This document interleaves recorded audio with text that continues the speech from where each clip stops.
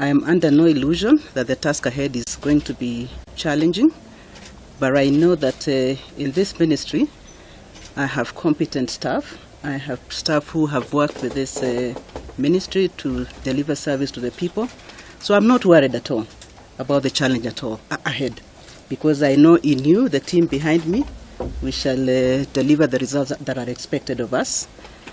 We have been given this honor to serve the people of Kenya, and I'm hoping to work with you to give you the enabling environment. As CS Kaimenyi said, my role is really to provide the environment so that you can continue doing what you do best. I am a facilitator, so don't look at me and say, now she's come to do my work. No, I've not come to do anybody's work. I have come to provide the environment necessary for all of us to be able to deliver service to the people of Kenya. Chairman Land Commission, we are going to work together because our roles are complementary. We are not going to work in competition because that is not why we are here.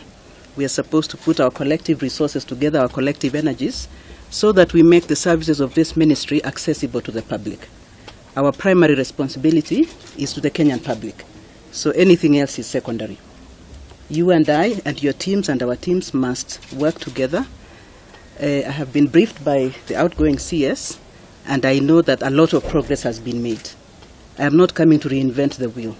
I'm only coming to support what has been done, to build the capacity, to enhance where I can, maybe bring on board a few new skills, but by and large, the agenda of government is very clear. The targets of the ministry are clear. I am not going to operate outside of that scope. We have our constitution to guide us. We have the relevant laws.